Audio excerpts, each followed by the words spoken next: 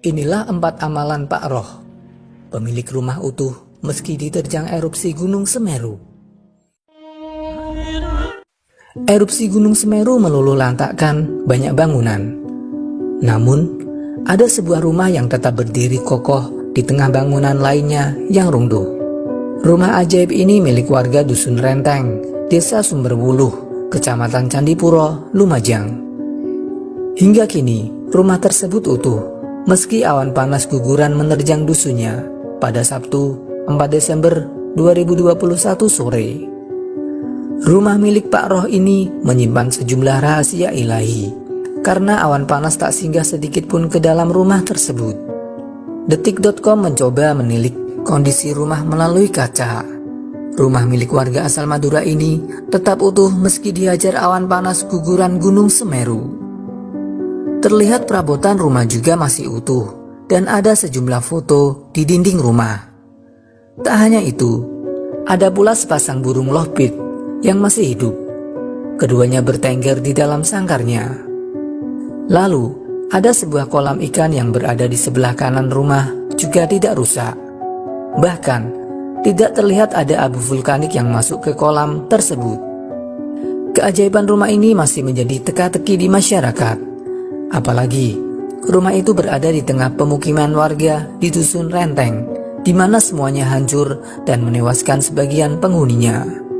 Salah satu relawan dari Tanggana, Jawa Timur, Ahmadi, mengatakan baik warga, relawan hingga petugas juga mengaku kaget melihat rumah itu. Hampir setiap warga, relawan, dan petugas gabungan yang melakukan pencarian korban erupsi Gunung Semeru yang belum ketemu. Rumah aneh yang utuh dari terjangan ABG Gunung Semeru selalu menjadi perhatian.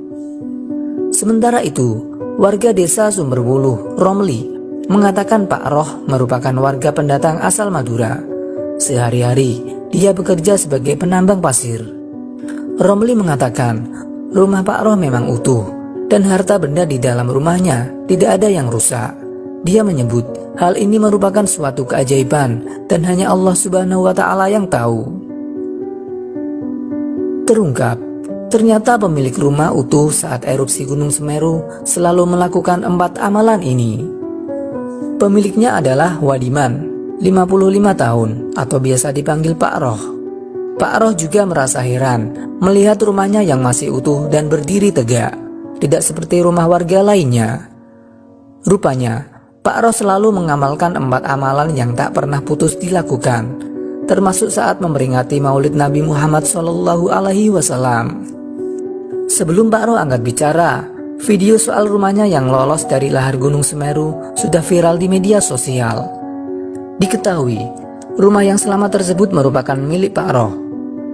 Walau teras rumahnya terlihat kotor oleh abu vulkanik, namun kondisi rumahnya tidak tertimbun lahar.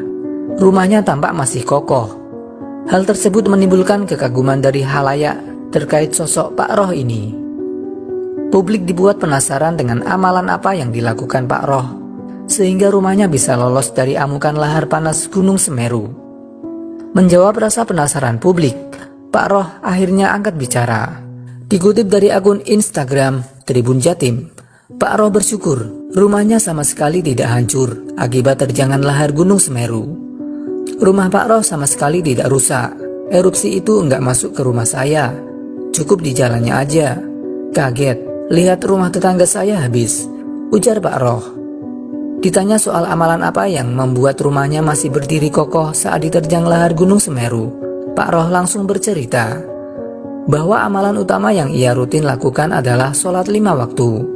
Amalan saya ini yang pertama ya sholat 5 waktu. Ya rajinlah, ujar Pak Roh. Selain sholat, Pak Roh juga menyebut sedekah dan berhubungan baik dengan tetangga adalah amalan yang kerap ia lakukan. Diungkap Pak Roh, jika kita bersedekah untuk orang lain, maka sebaiknya tidak diingat atau diungkit.